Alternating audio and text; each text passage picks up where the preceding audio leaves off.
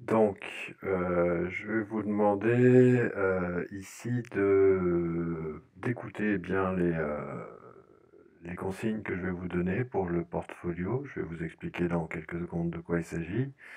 Et je vais vous demander vraiment de faire un effort d'attention et de faire attention à toutes les questions que vous pourriez avoir.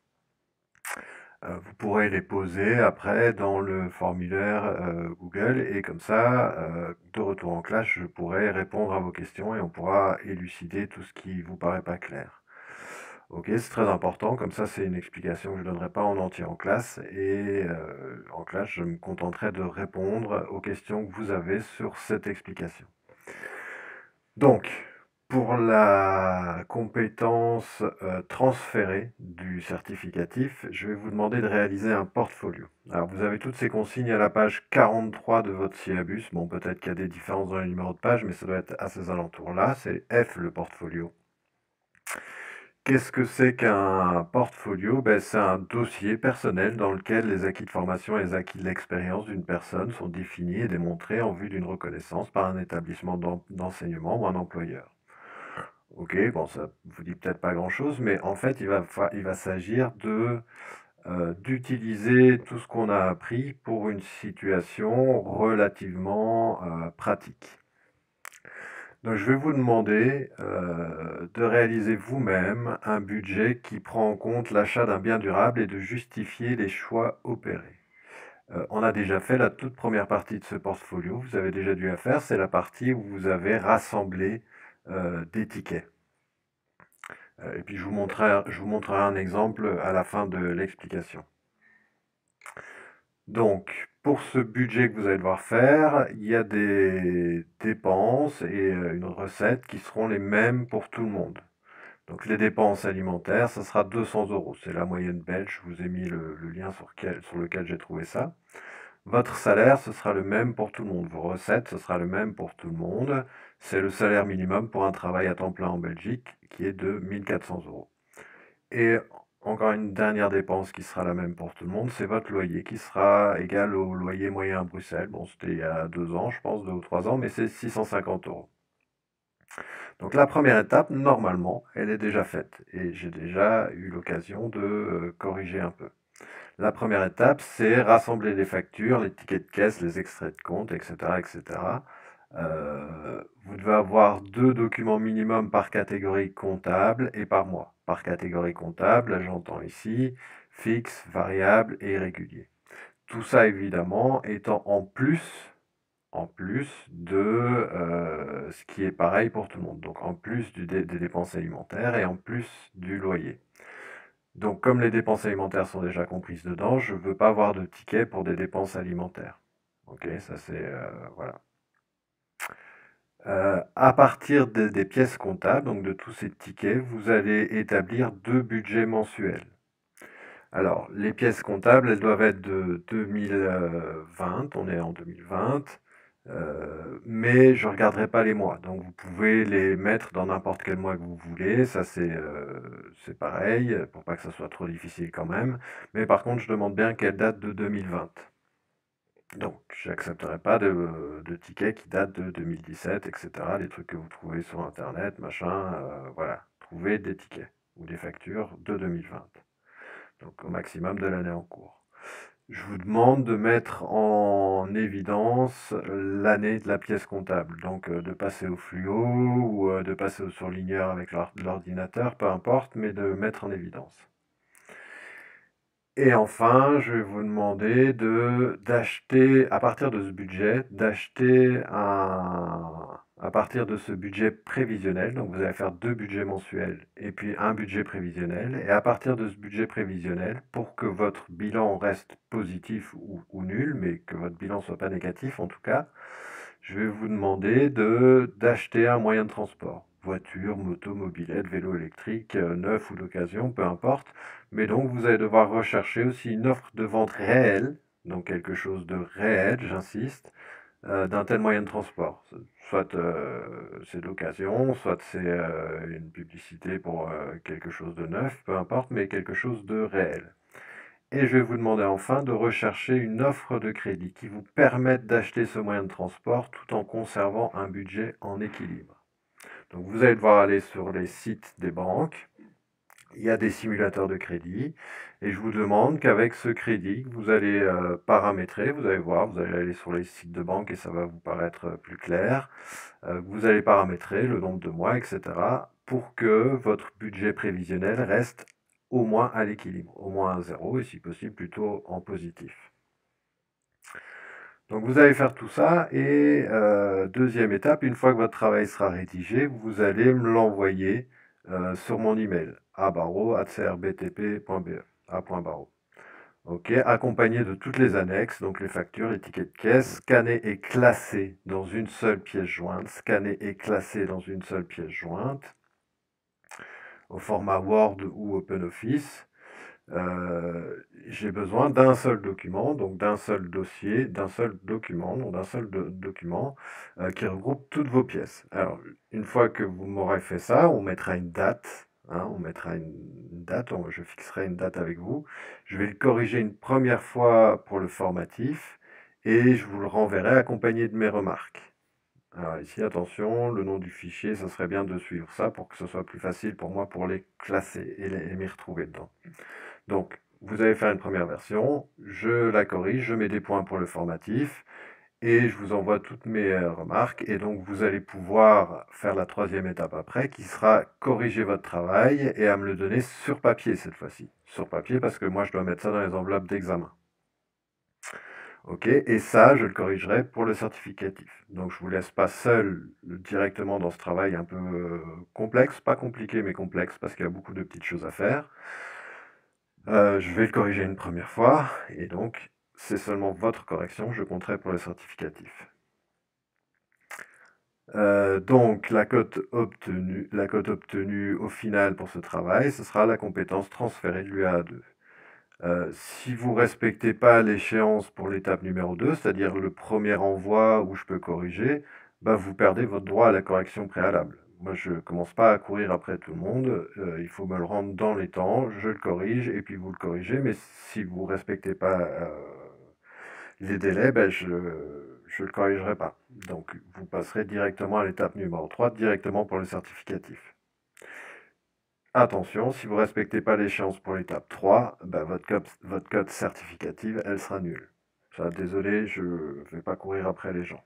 Bon, si vous avez une super raison valable avec les preuves et tout, bien sûr, je les accepte, mais respecter les délais, c'est très important pour moi. Voilà, moi je fonctionne souvent avec des grilles de correction. Je vous engage vraiment à faire le travail avec la grille de correction sous les yeux. C'est important, c'est comme ça que vous vous y retrouverez le mieux. Oui, dernière chose, votre travail il doit être propre évidemment, hein, mais bon, ça me paraît évident. Donc la grille de la correction, la grille corrective, la voici. Ben, c'est très important d'avoir sous les yeux parce que comme ça, vous savez exactement ce que je cote et vous ne pouvez pas vous tromper. Donc ici, vous avez le classement des pièces comptables, donc c'est les tickets, les factures, etc.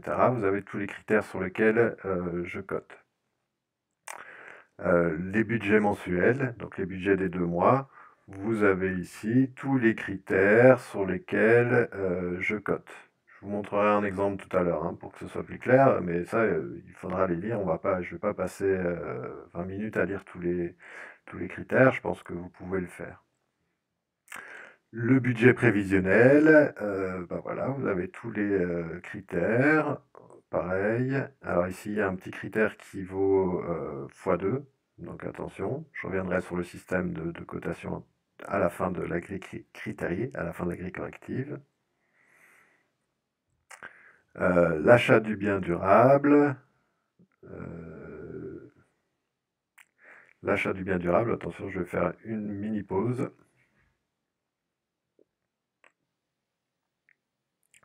Donc l'achat du bien durable. L'achat du bien durable, c'est quoi l'achat du bien durable? C'est bien l'achat du moyen de transport visé par les consignes.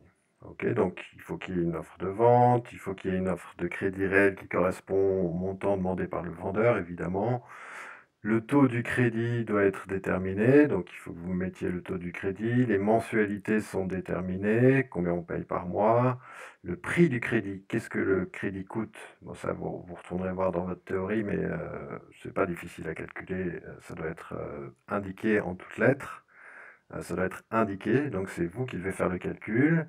Le crédit proposé permet de conserver un budget en équilibre, voilà. Alors je demande que l'analyse soit divisée en 4 parties. C'est quoi les 4 parties? Ben, les 4 parties, c'est le classement des pièces comptables, le budget mensuel, le budget prévisionnel et l'achat du bien durable, hein. Vous avez les 4 parties. Le travail doit être tapé à l'ordinateur, il doit y avoir une page de garde, il doit y avoir des titres et des sous-titres numérotés et mis en évidence, présentation quoi. On doit faire attention au soin à la présentation et le vocabulaire doit être juste, c'est-à-dire que vous devez utiliser les bons mots pour les bonnes choses. Je ne pense pas que ça posera trop de problèmes. Alors, comment est-ce qu'on réussit ce travail? Ne visez pas la moitié. Je demande qu'on ne vise pas la moitié. Je vous demande d'obtenir au moins 18 B dans les grilles ici. Vous devez obtenir au moins 18 B. Quand vous avez 18 B, vous avez 50%, tout pile. Ok, donc A c'est excellent, B c'est suffisant, C c'est insuffisant, D c'est nettement insuffisant, donc c'est vraiment pas bien, et E ça veut dire que vous avez même rien mis.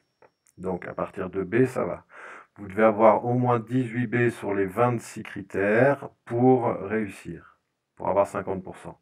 Une fois que vous avez 10 B et 9 A ou plus, vous avez 65%. Une fois que vous avez 10 B et 11 A ou plus, vous avez 80%. Et à partir de 23 A, vous avez 90%. Ok, donc ça c'est ce que vous devez faire pour la compétence transférée du certificatif. Alors peut-être qu'il y a encore des choses que j'ai pas vues avec certaines classes, mais on y est quasiment. Donc voilà, peut-être encore des choses sur le crédit que vous n'avez pas encore vues. Ne vous inquiétez pas si on ne les a pas encore vues, vous les verrez bien sûr. Mais pour moi, c'est important que on soit déjà au clair sur les consignes. Comme ça vous permet de commencer à avancer parce que si vous vous y prenez au dernier moment pour ce travail, ça ne marchera pas. Ça ne marchera pas. Le travail n'est pas compliqué.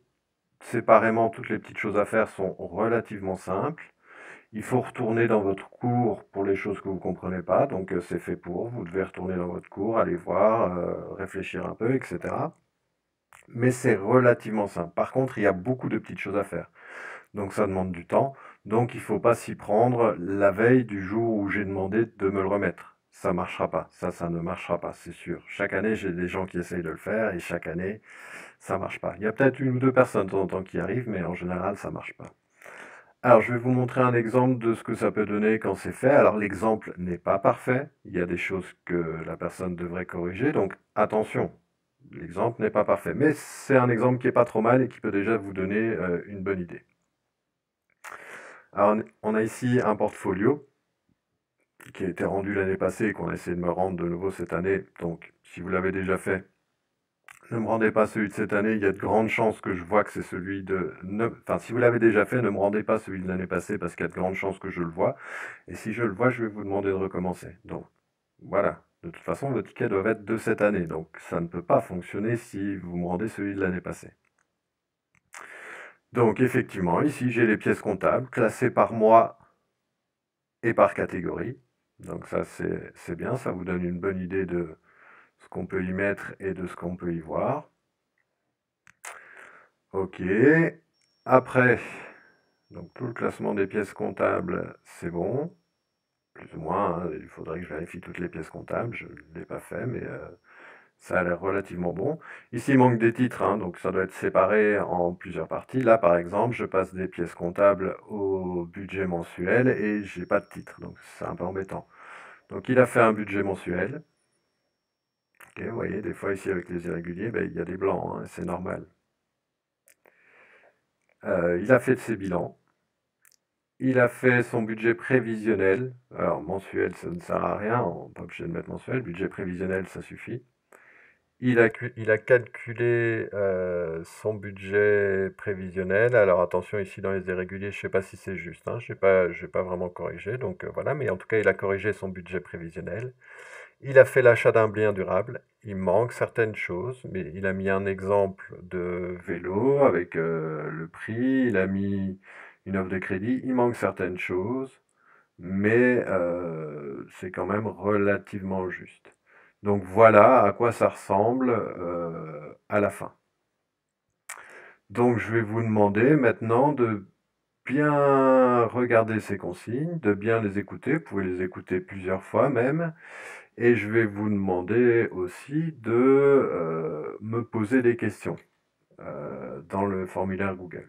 Ça me permettra, moi, en classe, après, de donner des réponses à ces questions, de voir un petit peu les questions qui reviennent souvent, de répondre à ces questions.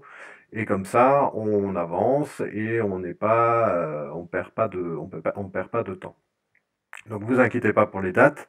Les dates, on les fixera ensemble. Voilà. N'oubliez pas, vraiment, je demande qu'il y ait au moins une question par élève. Je pense que si vous faites un effort, vous allez bien trouver au moins une question. Et donc, c'est important de me poser des questions pour qu'on puisse avancer sur la compréhension de ce qu'il y a à faire. Voilà. Merci beaucoup.